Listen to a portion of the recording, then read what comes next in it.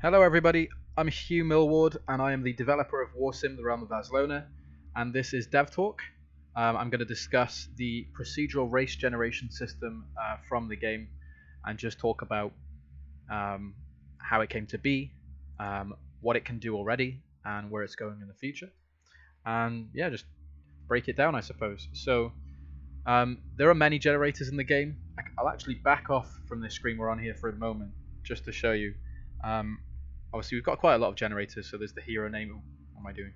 There's the hero name generator, the unit type name generator, independent kingdom names, bandit groups, flags, phrases, races, faces. I mean, and obviously even with the faces one, it's not just one.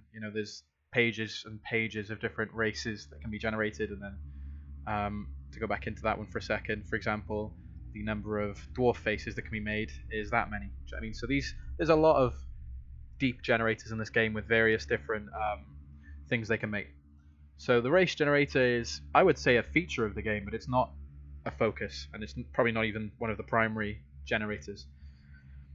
However, I think throughout years of development and a lot of suggestions from players and fans, the game has really grown in the race generation system aspect and regard, and hopefully will only continue growing that way in the future.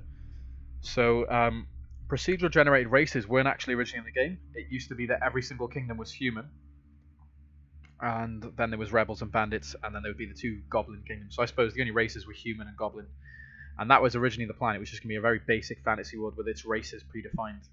But I really wanted every feature to have procedural generation behind it, so I thought I'd scrap the human kingdoms and code a procedurally generated race system. Although at the time the idea was actually just to pull from individual races, so you could have orcs, elves, trolls, goblins, gnomes, and so on. And first there was like 5 or 6, and then 10, 20, 30, and now there's, I think, 91 core different like standard races. But there are also 2,358 different beast type races, so things like ant-men, doglings, werebats, tons of different combination races like that make animals into humanoid races, although they're not as common to show up as a standard core race. So you're more likely to see orcs than any kind of beast type. And then we've got Tor races, so things like minotaurs and centaurs. And it was brought to my attention that maybe I should try adding the Tor prefix to, or suffix to, loads of different other races. So for example, orc Tors, goblin Tors, and stuff like that, with the idea that, say you get an orc Tor race in your world, you've just found a civilization or a territory where there are half horse, half orc creatures that live there, and it makes the world a little more different, a little more random. So I added that in, and in total, that makes quite a big difference for the combinations and possibilities. And on top of that, there are 354 different prefixes. So to generate a sample, if I choose 3 here, you'll see we've got flame shades, gentle salt protofolk, and invincible orcs. So invincible, gentle, salt, and flame.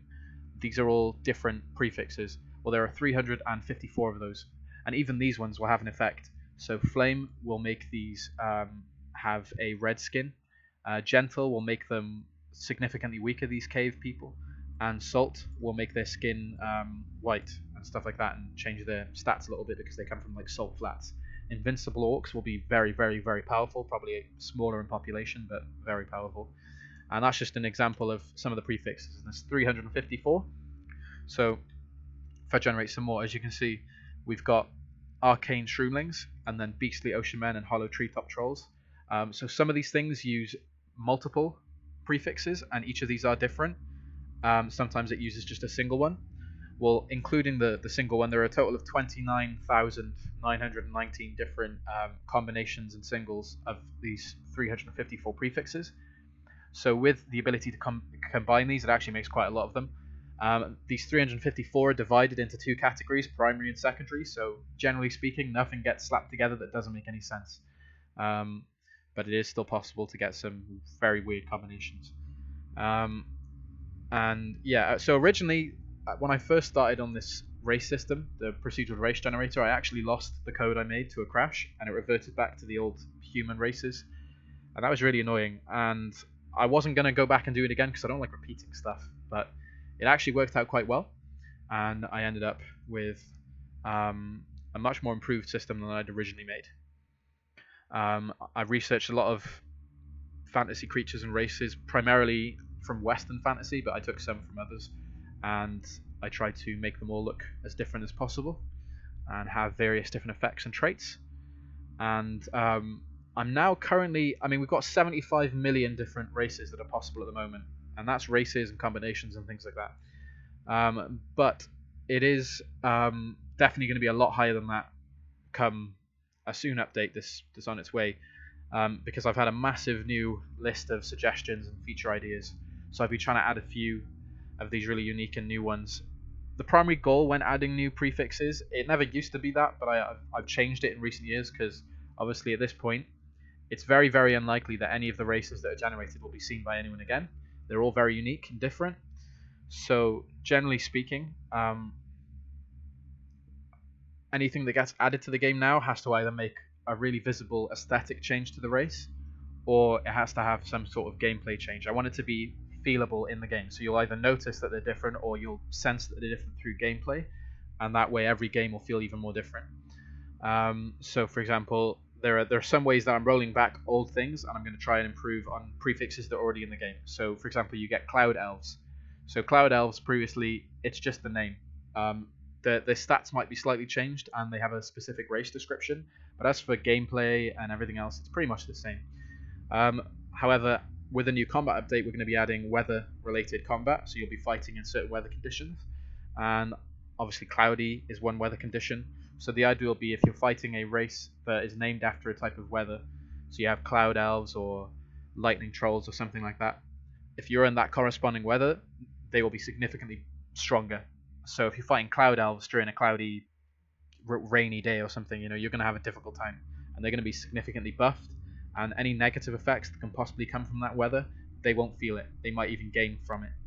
And obviously if you're fighting Lightning Trolls during lightning, I mean, that's suicide. So these things will be added to the game with a combat update, which will hopefully improve even more the race system. But otherwise, there are lots of new additions that are being added recently that will hopefully change it up a little bit. There are tons and tons of different things, so you can get resurrecting trolls that will come back from the dead. You can have, I mean, I'll generate a few now and just break down any special features that exist in these. So Magma Fawn will have red skin. Corrupt vampires will be evil. Pale swamp orclings should have white skin. Orange skunk men are going to be orange. Pirate zombies will actually rob gold from you. Noseless demigods will be missing the nose part of their face, which will make their heads different, so these will be distinctly looking. New lightning orclings would obviously benefit from this combat update. Marauding demigods will steal money from you. Mad protofolk will attack people at random. Mercantile dusk centipedelings will trade with you and will save up a lot of money. Action wrens or action evolved wrens will be stronger. Rainbow battle vampires will be stronger, and their skin will also change color at random times.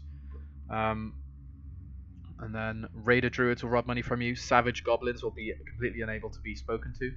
Feral rock fungus folk will be very difficult to speak to as well. Steel spark vampires should be grey colored skin wise. Cursed orcs will have some kind of random curse on them, so they might be cursed to be really savage or to randomly fall apart at some point in the game. And there's loads of different things. Weeping tree implings will cry if you attack them before battle. You'll get like a special event. Barbaric gods will be weaker than, or sorry, not weaker, but they'll be less civilized than normal races, but probably stronger. Invincible dark tree men will be very, very strong. Mouthless lowland trowers will be missing their mouthpiece. Sightless or orc taurs or oracle taurs will have no eyes. So they all have some kind of differences, and these races that I've shown you here, you will probably never see any of the things that are in the average game. You'd have to play a fair bit of Warsim to even see one of the things that are part of these races. And I think that's the strength of the system, and that's where it gets more random.